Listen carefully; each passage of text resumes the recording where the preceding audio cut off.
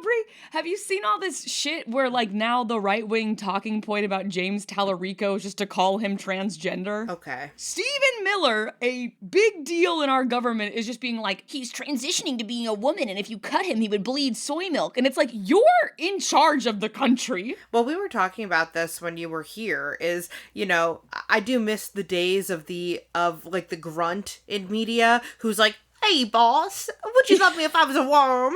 But we were talking about, like, you know, why are there not, like, the henchmen corps anymore? And it's because, unfortunately, the idiot henchmen are the ones who are in charge. Well, it was also really funny because when he, like, first tweeted something along those lines about, like, James Tallarico being transgender, like, the Democrats, like, official Twitter account replied to it and just called him an ugly fuck.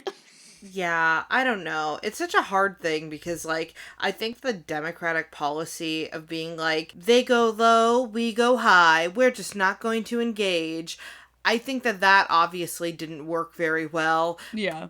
But I also see now how when we're just like, and you're stupid, ha ha ha ha ha. It's like, we live in a joke. We live in a big joke. I did like they like interviewed the person who's in charge of comms for the DNC. They interviewed her and they were like, do you have anything to say, like, to Katie Miller, Stephen Miller's wife, like, making fun of you now? And she was like, I would tell her that her husband's an ugly fuck. And I was like, she's doubling down. She's doubling down and I have to respect it. Yeah.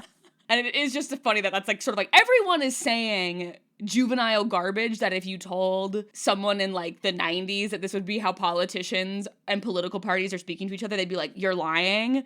They're all just trying to be clipped on the internet. Yeah, this is the kind of thing where if I start to think about it too much, I feel the blood vessel in my brain that will eventually give me a stroke and kill me instantly, just starting to bubble. Well then, speaking of the internet, hello and welcome to Informed Attraction, a podcast hosted by one boy wonder and one flamboyant disco nightcrawler about how sometimes informed attractiveness applies to boys too. I'm Mackenna Goodrich. I'm Dr. Aubrey Hoffer. This week, we are continuing our discussion of the Gotham/Batman universe with an episode all about Dick Grayson and specifically his alter egos of Robin and Nightwing. And this episode is actually based on a listener email we received back in August of 2025 from listener Breer. So thank you so much for Breer for emailing me about Nightwing. I think this was actually the first email that we received from someone who was not someone that Aubrey and I knew in real life, and I definitely cried a little bit at the time. Yes, we love when you send us emails at informedattraction@gmail.com. But yes, anyway, today's episode is sort of couched in the question of why do a lot of people believe no actor alive is hot enough to play Nightwing? And my sort of central thesis about this question is that Nightwing is less of like the hottest comic book character of all time, and perhaps a collective fandom construction of idealized attractiveness, and perhaps even informed attractiveness. Oh, they said the name of the movie. And listen, I know that already might be a hot take, and we will get into it, but I think it is interesting to explore why this general, he's just so sexy, coalesced around this character in specific. But before we get into Nightwing, we gotta talk about Robin and Dick Grayson in general. I'll be real, I went off on a lot of tangents during this research, so prepare for what I'm calling Mr. Grayson's Wild Ride! Woohoo! I love Mr. Toad's Wild Ride at Disneyland, I have to say it. I've never ridden it. It's great. You just kind of go through spooky frog hell. I would probably like that. Yeah, I've been to Disneyland a few times. My hard hitters are always Indiana Jones ride, Space Mountain. What's the one train one? The Thunder Mountain Railroad. Yeah, I like that Thunder one. Mountain. Yeah. Yeah, we talked about that when I was there. I visited Aubrey, so throughout this episode, you probably will be hearing us say, we talked about this when we were there, because I was with Aubrey in person 1 week ago. Yay! It's been 1 week since you looked at me. So Robin is actually the alias of several superheroes. The character was created by Bob Kane, Bill Finger, and Jerry Robinson to serve as the sidekick to Batman.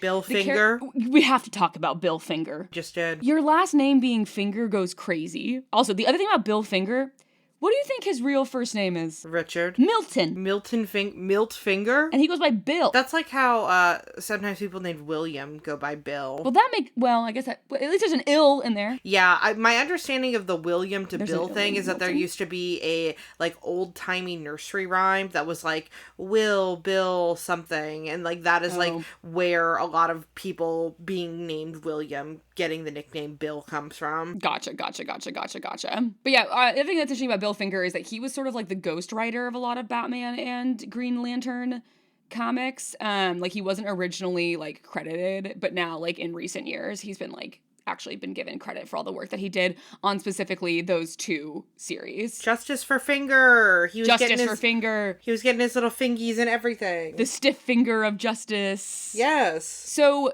the character's first incarnation, Dick Grayson, debuted in Detective Comics number 38 in April of 1940. He was conceived as a way to attract young readership, and Robin garnered overwhelmingly positive critical reception, doubling the sales of Batman titles. Some classic Dick Grayson lore. In his first appearance, Dick Grayson is a child circus acrobat, and with his parents, one of the Flying Graysons. While preparing for a performance, Dick overhears two gangsters attempting to extort protection money from the circus owner. The owner refuses, so the gangsters sabotage the trapeze wires with acid. During the next performance, the trapeze from which Dick's parents are swinging snaps, sending them to their deaths. Robin's origin has a thematic connection to Batman's in that both see their parents killed by criminals, creating an urge to battle the criminal element. Bruce sees a chance to direct the anger and rage that Dick feels in a way that he cannot, thus creating a father-son bond and understanding between the two. And so Dick is canonically like a child, right? Yes, he in the earliest incarnation of Dick Grayson, I believe, is like 8 or 9. Oh my and then God. he's like a 9-year-old boy, like in that comic from April 1940, and then he's just been aged up over time.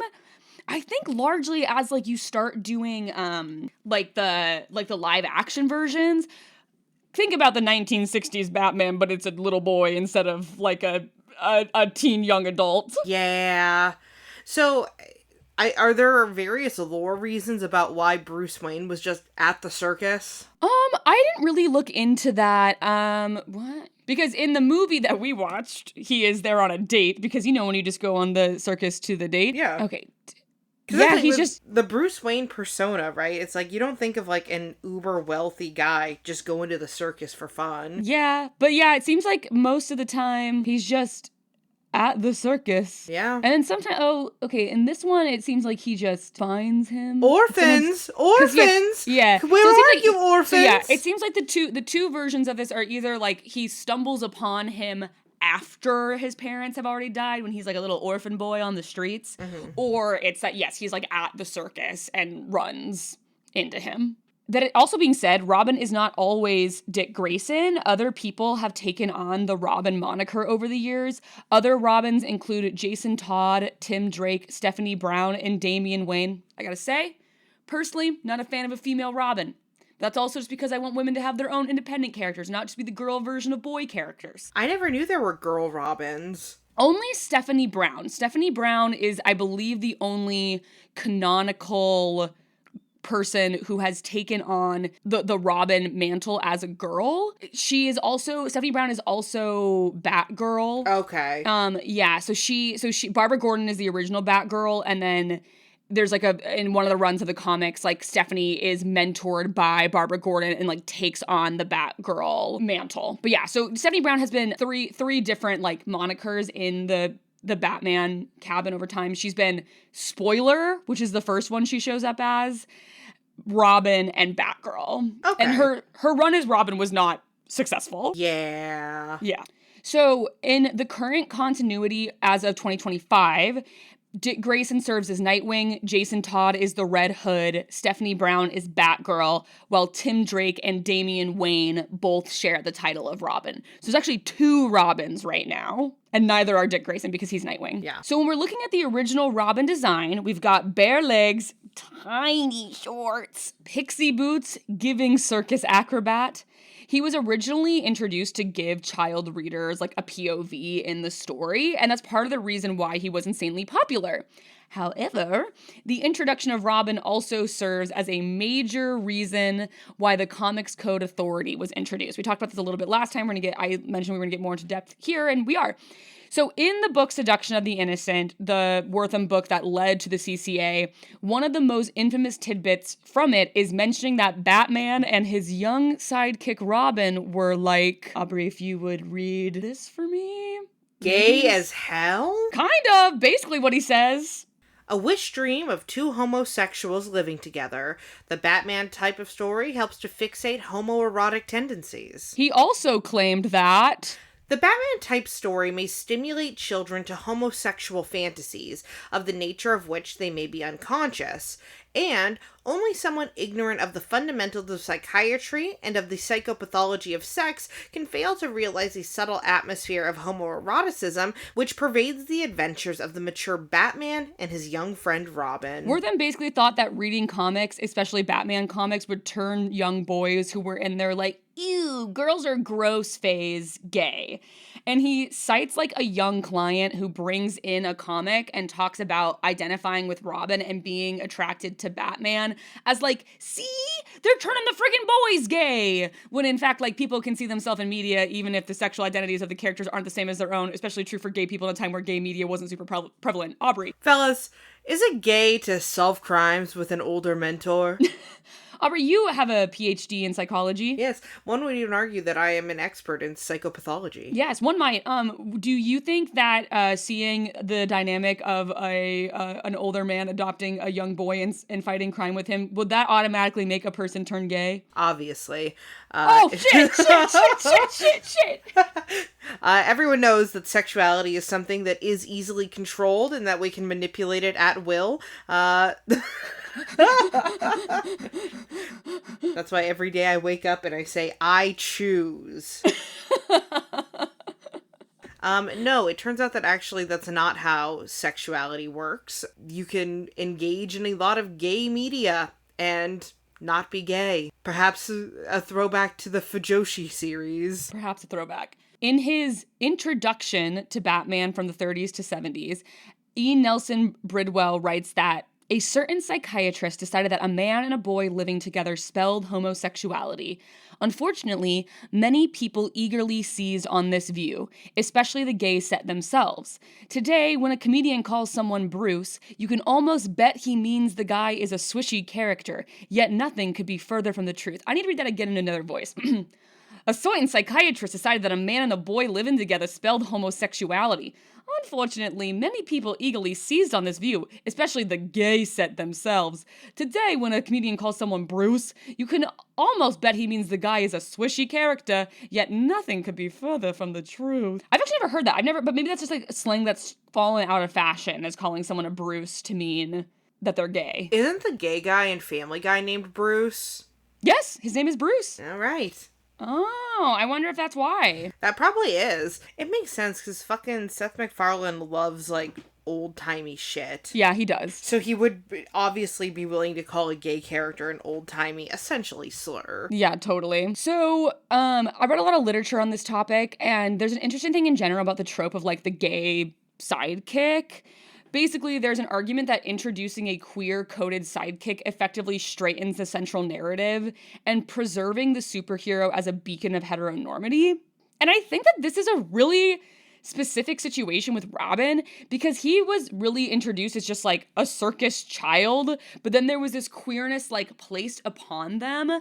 This is speculation from my point, but I read a book called The Adventures of Cavalier and Clay by Michael Chabon, and I think that perhaps there was some suspicion that some of the writers were gay and that they were writing an adoptive father and son relationship to get away with writing a queer relationship. But that is pure speculation based on that Michael Chabon book, which is like ultimately about the Comics Code, but it's fictionalized. And so it's not based on historical records. That is me speculating. I also think it's worth mentioning that they did do an arc that Dick Grayson came out as bisexual in 2021. Let's go, King! Yeah, and it was like but it's not in like the main cabin. It's in the Gotham Knights game where Nightwing is talking to a male reporter and he says that all people are beautiful. And so it's like specifically Dick Grayson came out like not in like a canon piece of media, but he came out in like a canon adjacent piece of media. Mm-hmm. Yeah. So basically, when the Comics Code era pops off, they use Batwoman and Batgirl to be like, see, they're not gay, there's girls around. Also, apparently, in Arkham Asylum, Aubrey, there is a joke where Joker pinches Batman's ass and says the following that I'll have you read. Lighten up, tight ass. What's the matter? Have I touched a nerve? How's the boy wonder? Started shaving yet? And then Batman calls him a filthy degenerate. And I think that tracks. I think that's what a filthy degenerate would say. Yeah. But so I want to circle back to the idea of gay Robin and gay Batman to talk about Joel Schumacher's Batman movies, which we will get to after we talk about the 1960s show briefly again. So we talked about before that the Comics Code basically led to Batman having to get sillier.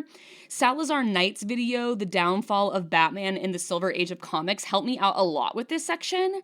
I also think it's just worth mentioning that the popularity of superheroes started to decline in the 1950s, and horror comics were also really popular at this time, which is for another huge reason for Wortham's book and the creation of the Comics Code, were how popular horror comics were becoming. And thus, because Batman was born a real, like, serious and violent character, they basically had to completely change Batman in order to preserve him. One of the things that the CCA was specifically against was crime, and stopping crime was sort of Batman's whole thing. So this is when we get a Batman and Robin who are like public figures and do-gooders instead of vigilante crime fighters. And basically what they do with the Batman comics at this time is they have him take on a more sci-fi bent where he's fighting like robots and like evil masterminds with giant brains instead of like mobsters, which is what he was fighting before. Yeah, that makes sense. Yeah. Also, another thing that I want to call out about the Comics Code that I found really interesting was good guys and bad guys were not allowed to have romantic relationships under the Comics Code. So this led to Catwoman being largely written out during this period because canonically there's a romantic relationship between Batman and Catwoman, but she's a bad guy. So they were like, we don't know what to do with her. And we'll talk more about Catwoman in the next episode. But basically, this Batman from the Comics Code era is the one that we get in the 1960s TV show with Adam West.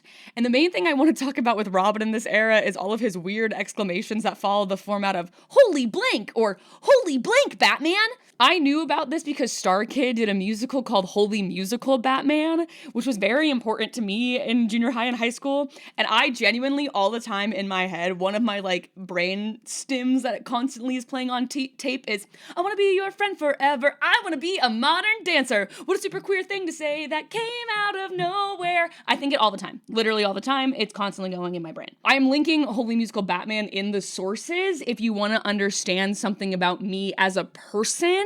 I generally do credit this musical as the beginning of my interest in superheroes and specifically Batman, and I'm not joking. Aubrey, I know I sent it to you, but I do want you to watch this one song. Context for this scene, Aubrey, is that Alfred has just revealed to Batman that he was never just like there to be his friend. He was like set up by his parents to like take care of him, and Batman's like, so you like aren't, basically like he's like, my parents paid you to be my friend, I've never had any real friends. And then they sing this song together. That's like the relationship a lot of people have with their therapist. Yes. I put most of the blame on Alfred. How come he couldn't take a bullet intended for Mama and Papa? I never had a pony, I never had pets. Just a bullshit butler who builds bullshit jets. Oh, I'm falling apart. I need a friend, somebody to hold on to, somebody you can confide in. Think of the children. Next time you gun down their mama and papa, they're only mama and papa, because they probably don't have another mama and papa. Okay, I have, with Star Kid, I like some things, others I might have just missed the boat a little bit. I do like the Man Who Didn't Like Musicals and that little trilogy. Holy Musical Batman, might be more of a grower for me. I might like moments. It's like, for me, it's like there's like little, like, it's one of the things I acknowledge is like not amazing art, but there's like little like things because I watched it as a kid that like there's a way that Joe Walker, who plays Batman, where he goes, only mama and papa, that like I think about that only time, only mama and papa, like that's in my brain constantly. Yeah. No, I like it. They're making big character choices in this. Big character. Yeah, the guy who plays Robin is so freaking funny in this, but he definitely leans into gay Robin. Yeah. It's very gay Robin. He's the one who sings, I want to be a modern dancer. Okay, that's it. That was all I want to say about that. But yes, the title of the show comes from exclamations that Robin, played by Burt Ward in the Batman series, says. And Aubrey, I picked some of my favorite Robin exclamations. Would you like for me to read them and for you to react to them, or would you like to read them? Let me read them. Okay, great. I'm gonna send them to you one at a time. Great. Number 1. Holy titambulation. Titambulation. Holy uncanny photographic mental processes. Holy contributing to the delinquency of minors. Holy knit one pearl two. Holy bouncy boilerplate. Holy D'Artagnan. Holy priceless collection of Etruscan snoods. Etruscan snoods, thank you. Etruscan snoods. I don't know what that is. Holy hole in a donut. And finally, holy astringent plum-like fruit. Do you have any favorites from that? I do like holy astringent plum-like fruit because it makes me really curious about what kind of fruit it is. Yeah. I really like wholly contributing to the delinquency of minors. That's the thing. When we think about the, like, 60s Batman series, I think a lot of people don't think that it was intended to be funny. And it's like, they all knew exactly what they were doing. Absolutely. I mean, one of the articles I read that, like, part of the funniness, it was this article I read about, like, why that show is camp. And I'll talk more about that article later. But in that article, he talks about, like, they play it so straight. And that's part of where the comedy comes from, is they say this ridiculous shit, but play it so serious. Like, we talked about the episode of the show last time where Joker has, like, recruited the cheerleaders to help steal the milk vending machine from the high school. And it's like, they play that as seriously as, like, when the Joker in the Christopher Nolan Batman is attempting to blow up the city. Yeah. Like, that is where the comedy comes from, is it's like being so fucking serious about, like, the Joker has stolen the damn milk machine. Well, and that's what I like with, I mean, I think this applies to a lot of comedy that I see, especially with stuff on stage, is I really get a little bit of a pet peeve when people act like they know that what they're saying is funny.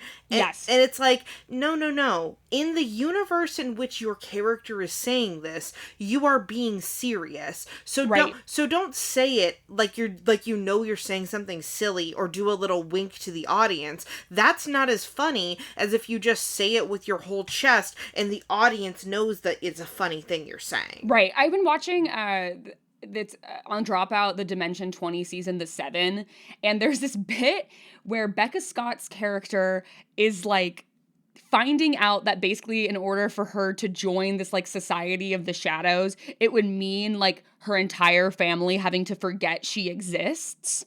And that's, like, a very serious thing, obviously. However, what happened right before that is she offered to the person telling her that information some candy hearts made out of a dead horse, and he eats them, and so then is actively shitting and throwing up while also having to tell this character that her entire family is going to have to not remember her in order for her to join this society. And I just thought it was such a masterclass in, like, balancing something extremely serious with something extremely silly. And Becca and Brennan, who's the DM, were just so dropped in and just, like, committing to the circumstances, which is that this guy is shitting and throwing up while communicating this, like, horrible choice that this teenager has to make. Right. So now to talk a little bit about the Robin and Nightwing connection. So Dick Grayson first adopts the Nightwing identity in Tales of the Teen Titans number 44 from 1984, following his decision to retire as Robin. The new persona allows him to continue crime fighting while establishing a distinct hero identity. There's a solo series of Nightwing comics, but also he is still associated with Batman, obviously, as well as the Teen Titans and then the Titans. So Nightwing exists a lot in animation. Notably, I would say the New Batman Adventures, Teen Titans, Young Justice, Harley Quinn, Son of Batman, Batman Bad Blood, Teen Titans, The Judas Contract, and Justice League Apocalypse War. And the reason I call those out is because I have pictures of them. Aubrey, I'm going to share my screen and show you some Nightwings from cartoons. So these are some cartoon Nightwings. Do you have thoughts on the cartoon Nightwings? These will be linked in the show notes as well, so you can look at them along with Aubrey. Well, Nightwing is always sexy. Like, that's the thing. Like, I understand why people think he is even a hotter character than Batman, because with Batman, you can't see the sexy hair. And with Nightwing, you can see that he has sexy, floppy, dark hair. Yes, exactly. I think what's interesting is the newer iterations tend to all have him have this sort of like choppy, medium long, faux mullet, hockey boy haircut. But the first two, I think, examples, and I do believe these are the first two chronologically, are the New Batman Adventures and then the one episode of Teen Titans that he's in. It's an episode where they like see future Robin, because obviously he's Robin in Teen Titans, not Nightwing. But he has really short hair in the New Batman Adventures, and then he has really long hair in Teen Titans. But those are sort of the only two times that we see him in an animated show where it's not the sort of like mid-length floppy boy hair. Yeah, it seems like starting with Young Justice, they really set the standard for this is what the Nightwing look is going to be in terms of his hair. Whereas with the first two iterations, they're still kind of figuring that out. Yeah, and the mask also, you can like tell, the mask used to be this sort of like deep V mask and has more changed to like having sort of like bird wings situation on his face now as well. Which, to be fair, these little tiny Nightwing masks, what is the point of them when it's like, this is not hiding your identity? I know exactly what you look like. I know, but this is what people always say about the Superman with glasses thing, but then then there's also the whole trope of when women take off their glasses, they look completely different. And, you know? Well, it's also like the way his masks look in these later iterations, it almost gives like guy liner. Yeah, absolutely. Like not even really wearing a mask. Like it could just be like dark, like eyeliner. Yeah, exactly. Well, what's interesting too is that like secret identity stuff is always really interesting, and it's way more important for Bruce Wayne for no one to know that Bruce Wayne is Batman. I don't know that it's really important that no one knows that Dick Grayson is Nightwing. Well, right, unless it's like, okay, kind of interesting that Dick Grayson lives with Bruce Wayne. Right, exactly. That would be the only thing, is that like, and when he's Nightwing, I don't think he does anymore. No, he's like off on his own.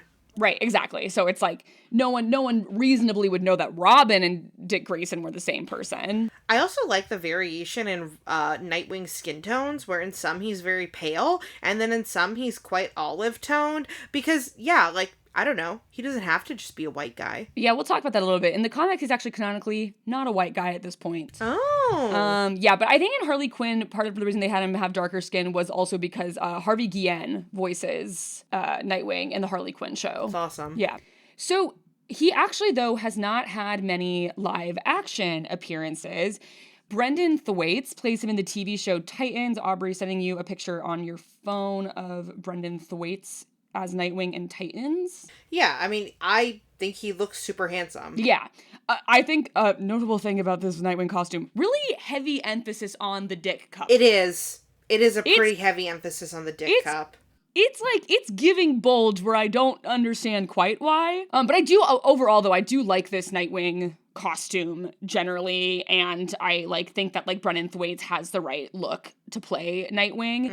I'm sure there are people who like, you know, since we'll get into people like don't think anyone is handsome enough to play Nightwing. I'm sure there are people who like, Brendan Thwaites doesn't have a chiseled enough jaw to be fucking Nightwing. And it's like, I don't care. Yeah. I literally do not care. So Nightwing was considered to appear in Batman vs. Superman: Dawn of Justice, portrayed by Adam Driver, and that was ultimately scrapped. Aubrey, you had a thought about that. About Adam Driver? Adam Driver being Nightwing. Yeah, I mean, crazy.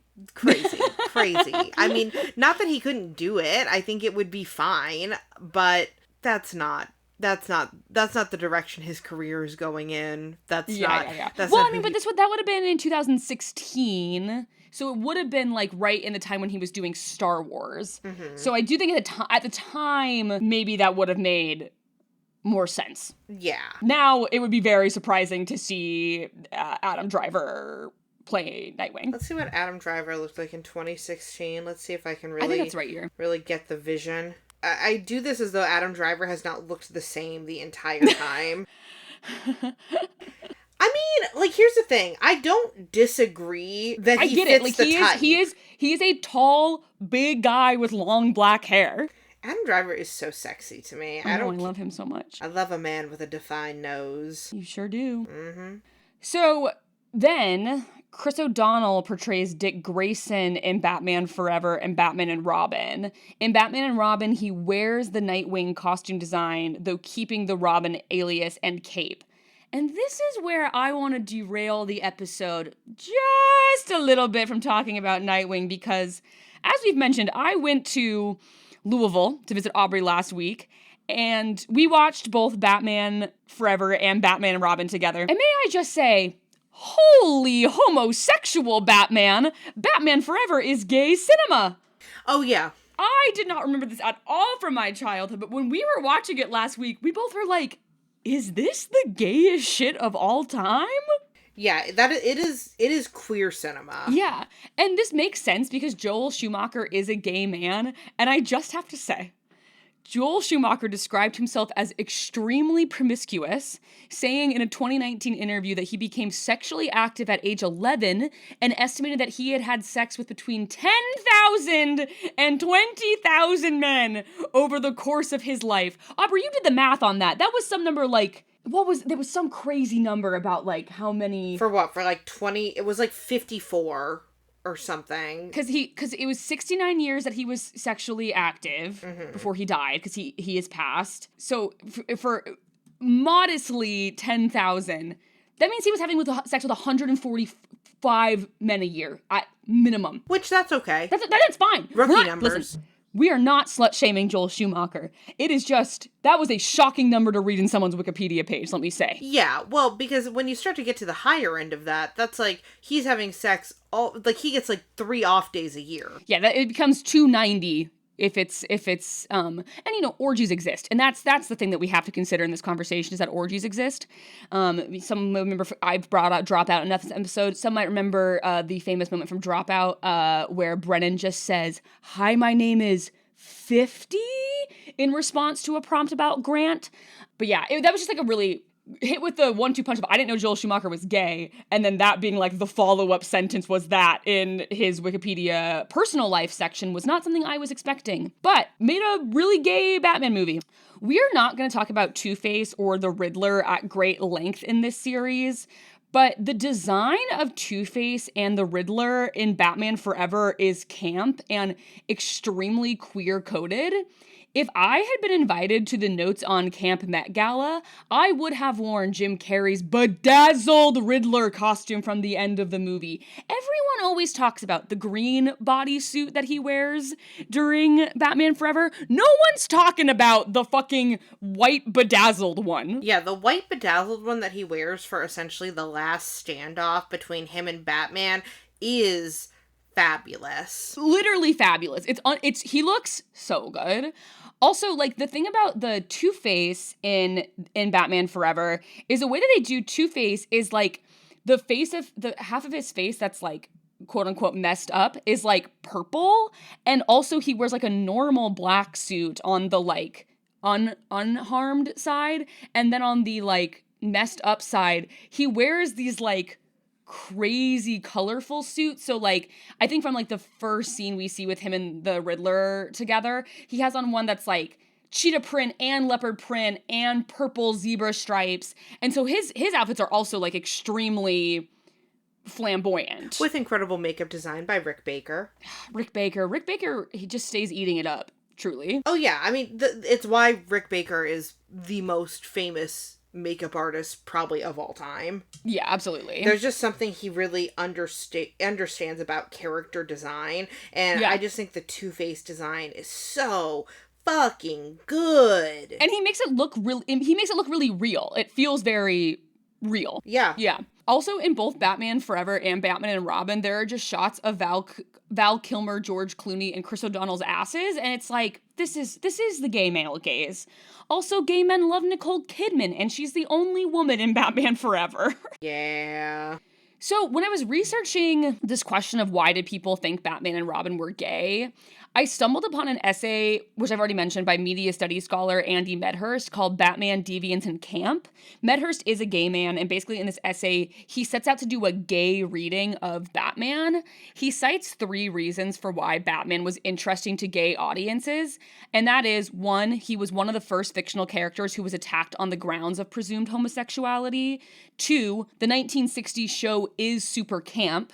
And 3, Batman represents a really successful construction of masculinity. Mm-hmm. So in this essay, he specifically talks about how the 1960s show is so iconically camp that if one was trying to define camp, you could literally say, like the 1960s Batman show, as a good starting place. And then he also talks about in this essay sort of the heterosexualization of Batman from this point forward. He wrote this essay in 1989, so this is before the Schumacher Batman movies had come out. I'd actually be really interested to know if he had any sort of reaction to the Schumacher Batman movies. He makes a really interesting point about how the Joker is often played as sort of femme and gay, since he's sort of supposed to be Batman's foil.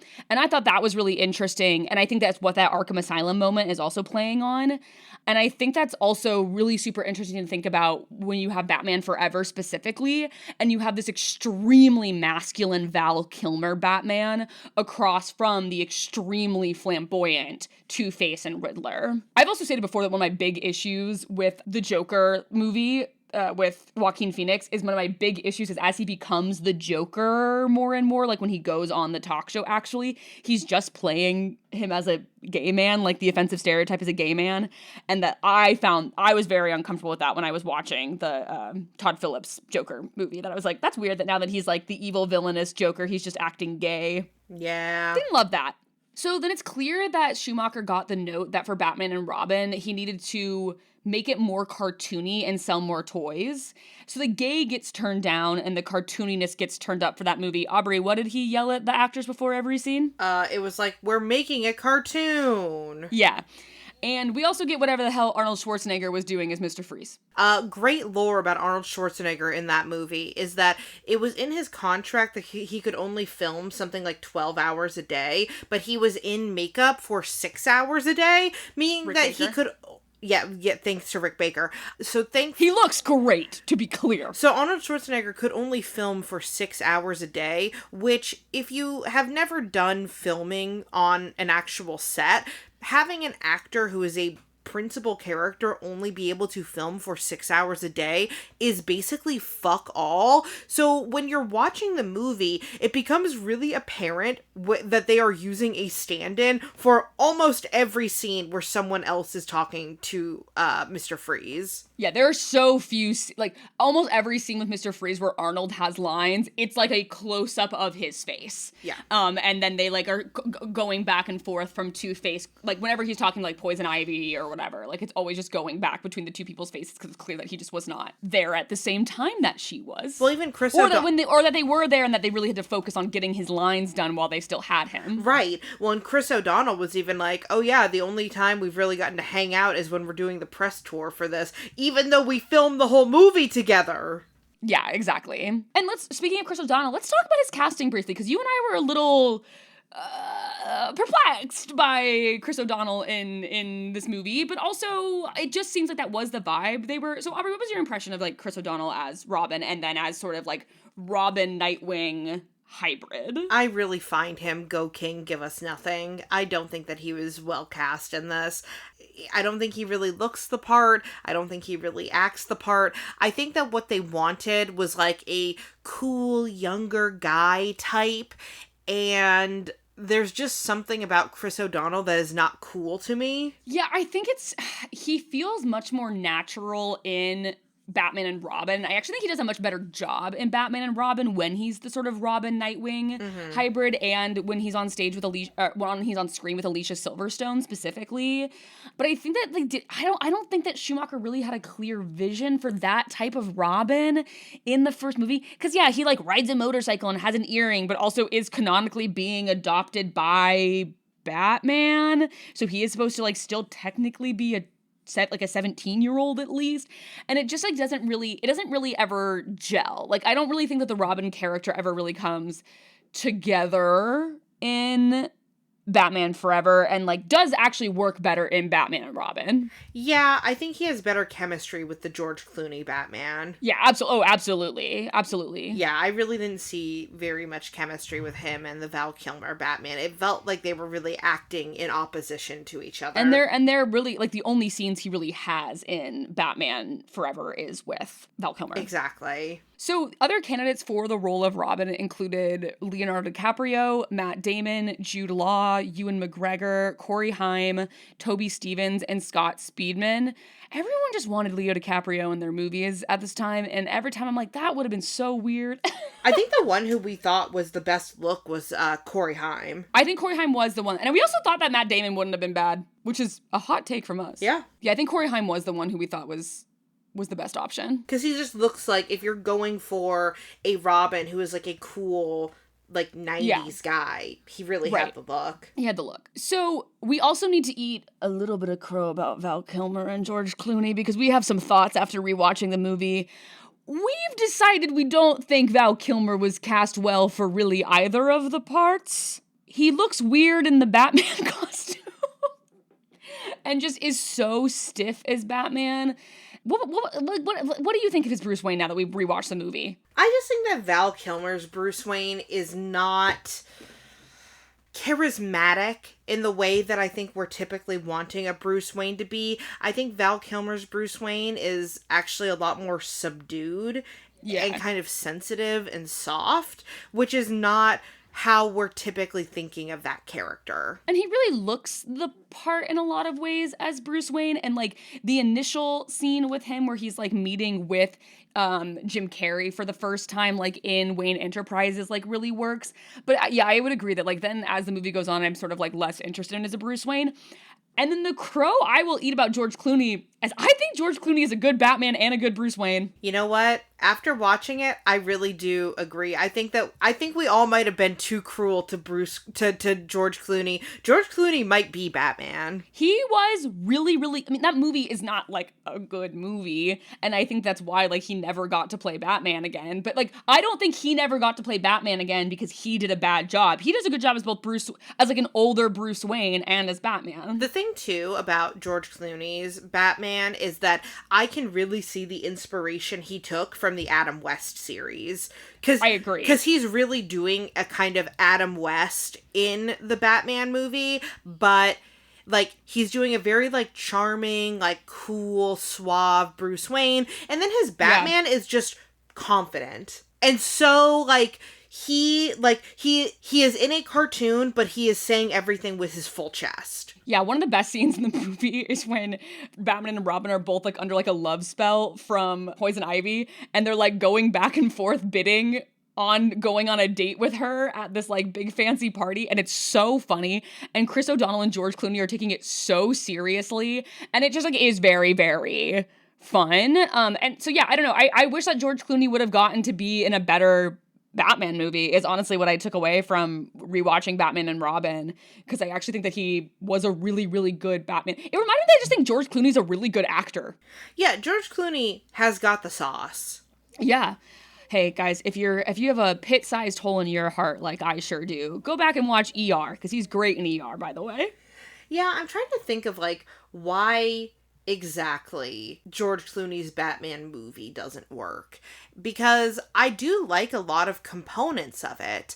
I really like George Clooney as Batman. I think it just like it gets so cartoony. And like, I don't think we even finished it because it was just like so, like it was so fun for the first 30 minutes, and then it was like, okay. Yeah. Okay, and so it started to get like exhausting. Yeah. That was the feeling I had, because like Batman Forever, like I think that we were more like, what the fuck is this the whole time? But like we watched the whole movie. Yeah. Whereas like Batman and Robin, we were really, really engaged for the first 30 minutes. And then it was like, okay, and now there's this thing with the wife, and Alfred's getting sick, and Alicia Silverstone is here, and she's doing a motorcycle race. And it was like, oh my God.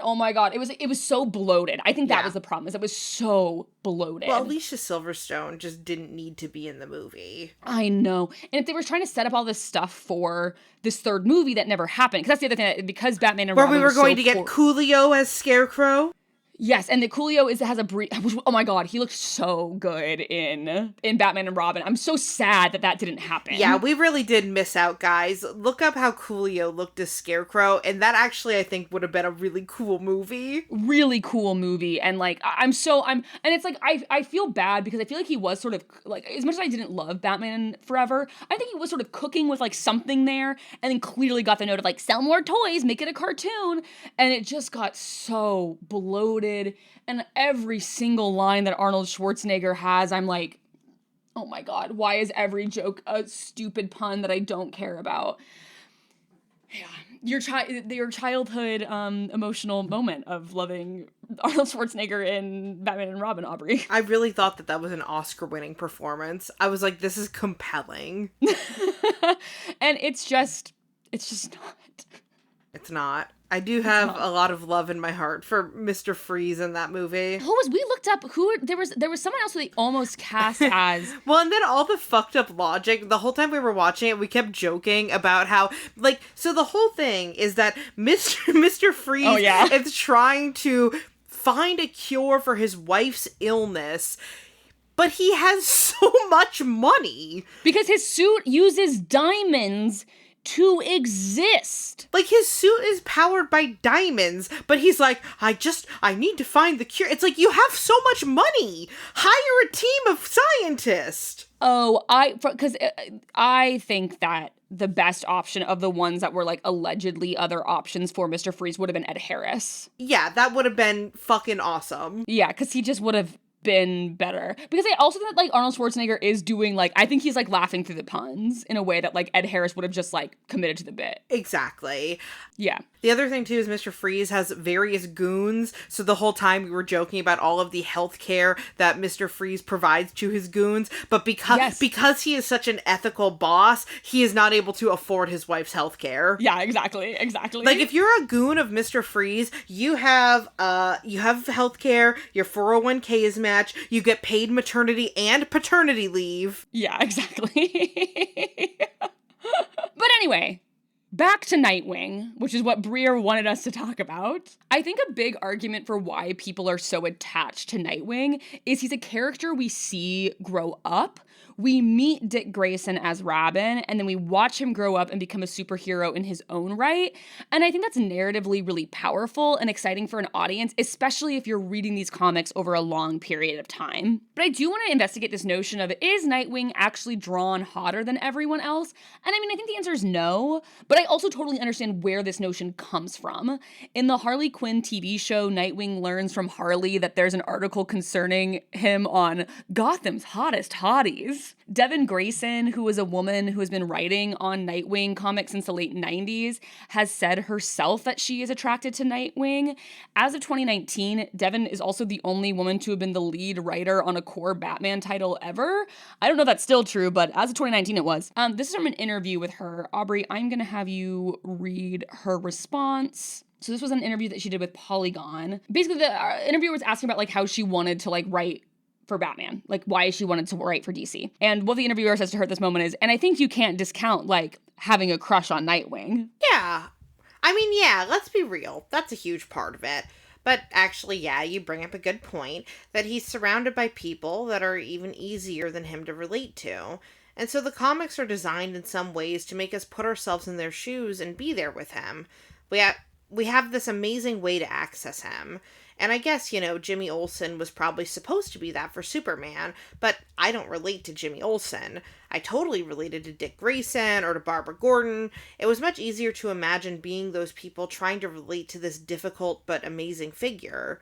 The knot I kept pulling at in my early work was the tension between Dick and Bruce, particularly, and what it meant to want to be loyal and devoted to somebody who kind of didn't want you there. I mean, absolutely needed you and depended on you and cared about you, but was also really a loner, and not someone who was ever going to be effusive about your presence in their life. I think that's a really interesting, like, thing that I think is true about, like, the Batman and Robin dynamic, especially in the comics, is that, like, Batman is a loner, and, like, I exist in solitude. Don't get close to anyone because they might get shot and killed. But, like, he also has this, like, boy who's, like, with him all the time. And I think we do see a little bit of that tension in both the Batman Forever and Batman and Robin movies, and, like, just generally in that dynamic of, like, how do you relate to this guy who doesn't want you around, but, like, also needs you desperately? Well, and we also have some dead Robins, right? What do you mean? Well, aren't there Robins who have died? And, like, there are comics about Bruce, like, Batman's reaction to Robin dying. I think there's a fairly well-known one where it was, like, the fans voted as to whether Robin would live or die, and they chose to kill him. Oh, yeah, that was the death of Jason Todd. Yeah. Yeah, so that's when the Joker, like, beats him to death with a crowbar. Yeah, so that's the actual thing, is that, like, actually Robin has died a lot. There's a lot of Robins who have died. The thing with comic books is, like, oftentimes people die and then, like, get brought back or whatever, but yeah. So like, for example, Jason Todd is beaten to death, but then he also later returns to life. Damian Wayne dies at one point. Tim Drake, you think, dies at one point, but then he actually was just captured. Yeah, so they do, there's a lot of, like, also, like, death fake outs with Robin. I think to, like, also see Batman react to it. Mm-hmm. Yeah, so yeah, that Robin stays dying. Robin does stay dying. So I did at this point have to go on a bit of a side plot rabbit hole here, because there are a lot of people who hate Devin Grayson, who is the writer we're talking about. When I looked her name up, there was so much, like, fuck Devin Grayson, and I had to look at what was going on here outside of, like, misogyny, because, like, you know, with a female comic book writer, that's a fair assumption. Basically, this is a long story, but it's worth mentioning at this point, and this is where I'm going to say, trigger warning, we're going to talk about sexual assault for a little bit here. I'll put a time code in the description to skip to if you don't want to hear this part. It's worth mentioning at this point that Nightwing has been sexually assaulted multiple times in DC canon, and this specific incident I want to talk about is when Tarantula, the Catalina Flores version of Tarantula, assaults Nightwing in Nightwing Volume 2, number 93, which was published in 2004. After Nightwing steps aside and allows Tarantula to kill his longtime nemesis Blockbuster, he has this severe panic attack, and he's physically and mentally exhausted, and he explicitly tells Tarantula not to touch him, and she sexually assaults him. And Nightwing number 93 has been controversial since its publication. It appears on never read lists of books for new Batman fans to avoid. It has been accused of being regrettable and disrespectful and of using sexual assault for shock value, and it has never been reprinted. And this gets into why some people don't fuck with Devin Grayson. She made the following statement about that comic book. She said, "For the record, I've never used the word rape. I just said it was non-consensual." And she apologized for saying that multiple times. This is a quote from 2011, Aubrey, that I'll have you read, when she was questioned about why she, like, denied the fact that Nightwing was raped. I've publicly apologized for it before, but we'll take this opportunity to do so again. Rape and sexual violence of any kind, for that matter, is an issue that has deeply and personally affected millions of Americans, and one can only guess at the global numbers. I know that I've lived it too, and I know better than to make light of it, which was never my intention. Fiction can be a very powerful medium for healing, but only when the time and space is available to take issues on in their entirety. That didn't happen in Nightwing. That's not what the story was about, and I deeply regret stirring up issues for people without contextual follow-up. Yeah, so basically what happens, like, that last thing that she says is that, like, this is how Nightwing number 93 ends. So it's like, that's like how that book ends. And then the next issue, you sort of see him, like, mentally processing it, but you can't really tell if he's mentally processing the assault or if he's mentally processing Blockbuster's death. He basically, like, vomits in a stairwell as Tarantula is getting dressed, and then he also said in that issue, if I said stop, we would have heard him process it along with the gunshot, simultaneously, bang, don't do it, stop, Tarantula, bang, stop, bang. And when these scenes are acknowledged by fans at all, they're treated as traumatic responses to Blockbuster's death, not to the rape. And then literally directly after 94, we get into this like crossover event and it kind of goes away and it just never really gets addressed. And so that's like the big criticism of it is that like A, she like said it wasn't rape, it was non-consensual, and B, that like then it just never really got dealt with in the run of the comics. I also, in a Reddit thread, this gets into a really complicated thing about, like, the legal definition of rape, which is that legally in the U.S. until, I believe, like, 2004, rape was something that could only happen to a woman, and there's a Law & Order SVU episode about this. And so I understand why, like, culturally she might have felt the need to clarify it, but I still think it's really quite weird that she felt the need to say that. Yeah. I also have to mention that revered male Dick Grayson writer Marv Wolfman actually created like a self-insert and married him to a 19-year-old Donna. So there's like a Marv Wolfman self-insert that he marries off to a 19-year-old. And he also was responsible for creating Liu and Mirage, two women who also assault Dick, but in a manner that was framed as lucky or exotic or just like a soap opera drama that ended up making Dick look like the bad guy.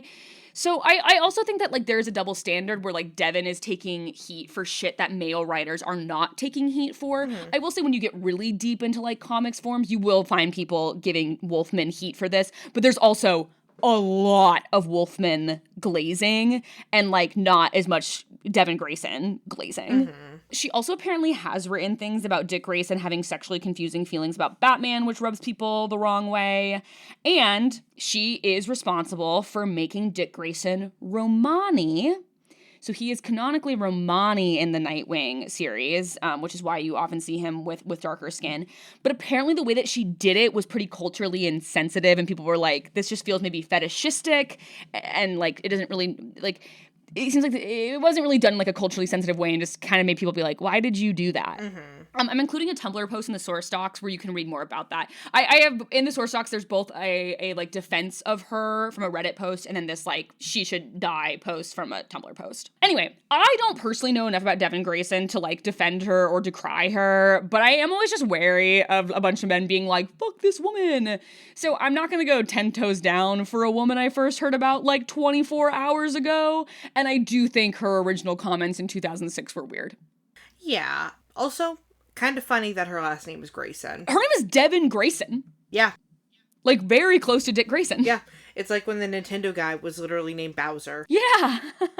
Anyway, we can stop talking about sexual violence and get back to the idea about, like, if Nightwing is uniquely attractive. We talked about last time that Batman is also basically drawn to just be, like, the hottest man alive, and Superman is also drawn like that, and I think that's just, like, a thing in comics, but I think that Nightwing is set apart because he's a young adult, as opposed to Robin, who is a boy, and Batman, who's, like, a big adult man. And then I also think that there's just, like, this fandom attachment and memes surrounding him that creates this idea that Nightwing is hotter than everyone else. So the memes, you might ask, well, this is about Nightwing's butt. So we're back to butts again. The internet has an obsession with Nightwing's butts. It's one of the most persistent superhero fandom jokes, and the canon repeatedly references it. It gets referenced in the Harley Quinn show. It gets referenced just, like, throughout the canon now because people love Nightwing's butt. He just got a juicy booty? Yeah. Have you seen Nightwing's butt? No. Okay, well, let me... This is a real image from a Nightwing comic. Yeah, he just has a donk. Yeah, he is, in fact, deeply, deeply caked up. Yeah, that's hilarious. Yeah, so he is fully caked up, cheeked up. Here, Aubrey, if you look at the top image on this article I'm sending you, it's just like a bunch of images of his ass. Yeah, that's hilarious. I'm guessing we don't have images of Batman's butt for comparison. I mean, I sure can type in Batman butt and see what comes up. I don't want to see Val Kilmer's butt. I want to see comic book Batman butt. Which I guess also kind of makes sense because the Nightwing suit is, like, skin tight. Yeah. Oh, apparently this is from Batman. So also Batman is sort of caked up at times. I mean, I think all superheroes are kind of caked up. Yeah, Batman's caked the fuck up too. But I think Batman is, I'm looking at other images of Batman's butt from the comics. I do think Batman is less caked up than Nightwing. And I think that there's a lot more images from the comics of them being like, here is Nightwing's ass. Here is Nightwing from behind. Yeah. Here is Nightwing's butt. But yeah, he like, this is this is the first image in any of the comics where we get Nightwing butt. So this is the original Nightwing butt. I saw that. Yeah, so I mean, the original Nightwing butt, and we're going to talk more about this suit in a second, because this suit is very important to me personally. But yeah, so it's like the first image we see of Nightwing, we get a glimpse of that ass. Yeah.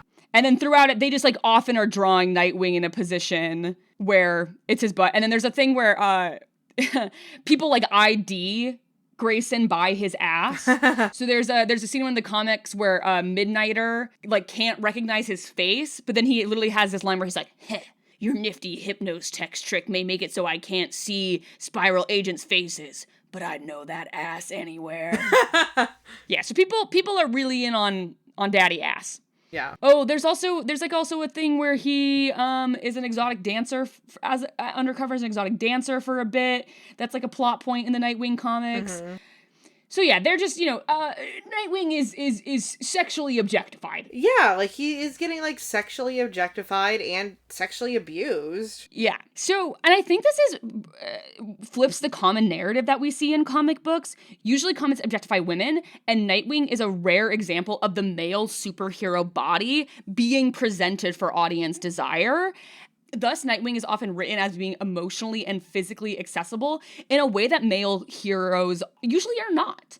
He's just more, we see, I don't know, as a female reader, seeing Nightwing get objectified, sad as it is, it's like, oh, he's just like me for real. Mm-hmm. Yeah. And I think that all of this sort of leads to why fans generally have this consensus that he would be impossible to cast. Aubrey, I am sending you a TikTok for reference. All the qualifications you really need are a ripped 6-foot god of a man with flowing locks and a chiseled jawline, and such pure, absolute cheekage that if you threw a marble at it, it would recoil at a velocity that would kill a passerby. You can't forget he's also got to have the most unexplainable level of riz you've ever seen in your entire life. This man has to have so much swag, so much pure oomph, that it's believable that he would pull Starfire. Arguably the hottest being in the galaxy. And I know usually they get stuntmen for stuff like this, but if the Nightwing actor can do some acrobatic stuff, that would be cool.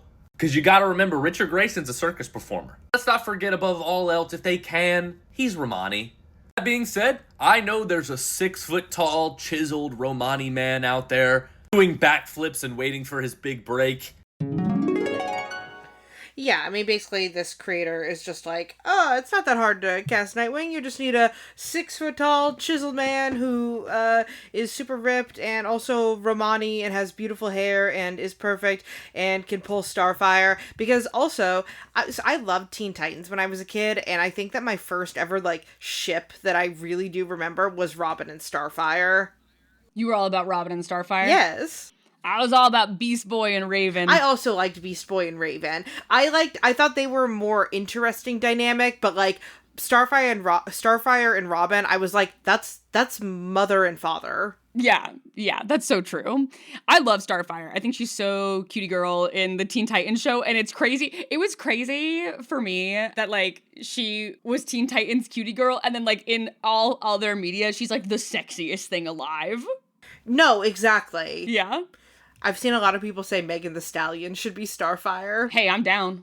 I think it'd be cool. I'm down. I'm in. Let's lock in. Oh, I also want to mention that, Dick Grayson is canonically 5'10". Dick Grayson is canonically 5'10", but what's so interesting about the way that they draw him in the comic book frames as Nightwing is it often makes him look taller than men, but he's 5'10", and Starfire is canonically 6 foot. So technically, Starfire should always appear larger than Nightwing, but often doesn't in the comics because of gender norms, I'm sure. Mm-hmm. But it's discussed often that that is how tall Dick Grayson / Nightwing is, that he is 5'10". He's wearing lifts. It's the only option. Yes. So obviously he's such an idealized and discussed man in this way. There were other TikToks that I could share that are basically making the same point that this guy made, but I have some thoughts. Me and Aubrey were having this conversation when I was in Louisville. So I'm gonna save my best thought for the end. Tyreek Withers, if you aren't afraid of racists. Penn Badgley. Aubrey brought up Sebastian Stan, but back in the day, maybe not now. Yeah, OG Sebastian Stan. Dylan Minnette, Ross Butler. Ross Butler was my pick. Ross Butler was your pick, and then when you said Ross Butler, I also thought of like Charles Melton. I think Charles Melton would be really good. But Charles Melton would be really good. He's a little old too. He's 36, so he's also maybe a little old at this point. But also I believe in him. I think that Charles Melton can do anything. But my number one draft pick to play Nightwing in a movie is Hudson Williams. I think Hudson Williams is the right age. He's the right build. He's very handsome, but he's very approachable. I think that's your Nightwing, America and Canada. I think our Canadian king, Hudson Williams, is our Nightwing. Yeah, he's gorgeous. Yeah. I also just briefly, before we wrap up this episode, want to talk a little bit about the Disco Wing outfit, which is my personal favorite Nightwing outfit. Aubrey, this was Nightwing's original outfit when he appeared in the comics, and people refer to it as his Disco Wing outfit, and I love it. Yeah, it's fabulous. It is a, like, black and powder blue suit that's just giving, like, 70s, like ABBA outfit. Mm-hmm. It's so cool. People hate Disco Wing. People hate this outfit. They don't see the vision. They don't get it. They don't get it. This is what he should have been wearing in the Joel Schumacher Batman movies. I wonder if superhero movies will ever get goofy again. I don't know. You know, the new Superman movie was pretty goofy. That's because... Did you see it? I didn't see it, but I really do trust James Gunn with superhero media, because he is somebody who is a fan of superhero media for the reasons why people enjoy superhero media. Yeah, I think he did a good job of balancing the goofy with, like, being very serious. And, like, there's specifically this scene in this new Superman movie where Superman and Lois Lane are having, like, a conversation about their relationship while, like, basically Justice League guys are, like, fighting this giant monster in the background, and so they're basically, like, having a fight about their relationship while there's, like, this, like, heroic thing going on in the background, and it's really funny. And I think the whole relationship between Nicholas Holt's Lex Luthor and David Corrin Sweat's Superman is very funny and fun. And so, like, it's also a very serious movie, and there's some very, like, serious, severe parts of this Superman movie. But I do think that this was certainly one of the first DC movies I've watched in a very long time and went, oh, there's, like, some real levity in this and some real, like, silly cartooniness in this. Yeah, which makes sense. I mean, I think the best MCU movies were the Guardians of the Galaxy movies. Yeah, I think they were super duper fun. But I think unfortunately, I think they, like, learned weird lessons from those movies, and then they went so silly with, like, some of the later Thor movies that it was like no, but, like, what was cool about the Guardians of the Galaxy movies is that the tone was funny, but, like, there was still this, like, serious shit in there about, like, parentage and, like, fatherhood, and so it's like, I think that they just did a better job of balancing the goofs with the serious. Whereas, like, I think that some of the later Thor movies just they got too, like, and now I'm making a joke, haha. Yeah, it's interesting because I think Taika Waititi is somebody who is typically really good at balancing that, but I think that for the later Thor movies, I think that he got a lot of feedback that was like, oh my god, people love how funny you are. Yeah, totally. Yeah, because it's like, I mean, like, obviously a movie like Jojo Rabbit balances the serious with the severe really, really well. Or like Our Flag Means Death, too. So here at the end, I just want to talk a little bit about informed attraction, because I think it is super relevant here with Nightwing. Obviously, Nightwing is drawn to be hot, but I think this, like, impossibly hot thing largely comes from fan attachment. Are fictional characters attractive because of how they look, or because of the stories around them, the people who love them, and how long we've lived alongside of them? And so this is not me trying to say by any means that I don't personally find Nightwing attractive, or that I don't think he's supposed to be drawn to be attractive. But I do think this narrative surrounding, like, oh my god, he's the hottest man of all time, he can never be cast in a movie, is not true. Yeah, to me that's more like fanon than canon, because it seems like, I don't know, I think you could have a lot of hot men play Nightwing, but also I think comic book fans are never satisfied with any comic book casting ever. Yeah, absolutely. I mean, I think that there is an interesting thing to be said, honestly, about the fact that he now is canonically written to be Romani, and that like that is a that would be a little bit of a harder casting if they wanted to keep that canon around. But whether they would do that or not, I don't even know if that would be a consideration as they went into casting. Right. Yeah. So that's why I'm Team Hudson Williams. Get him in there. Green light that Nightwing movie. Someone out there. I'm cooking on something, and I am Hudson Williams is having a moment. Get him in there. Let's do it now. Let's do it right. I just don't know if we'll really ever have space for a live-action Nightwing movie, because I think that to have a live-action Nightwing movie that works, you do have to have kind of an established Batman narrative, because Nightwing really can't exist without the context of Batman. Well, what's interesting is they've tried several times. They have tried several times to make a Nightwing movie, but they just keep falling apart. So for example, like Zack Snyder was gonna make one, but so then the reason why Adam Driver ended up not appearing in Batman vs Superman is because they established in the canon of that Batman universe, of the Snyderverse of Batman universes, plus the Matt Reeves, Henry Cavill and Ben Affleck, Superman, Batman, Robin is dead. Dick Grayson is dead in the canon of those movies. But yeah, I mean, I don't know. I think that like this is a character that people have a lot of love for, but also have a lot of possessiveness around. And yeah, they just like don't know what they're gonna do. Oh, I clicked on this article. I clicked on this Reddit post called "Why There'll Never Be a Nightwing Movie."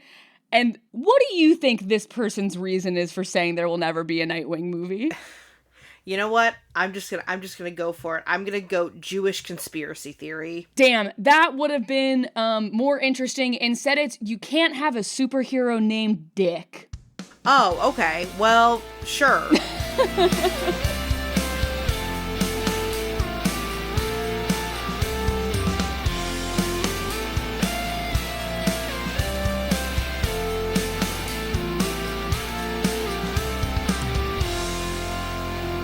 Have a question or a topic that you would like for us to discuss? Send us an email at informedattraction@gmail.com.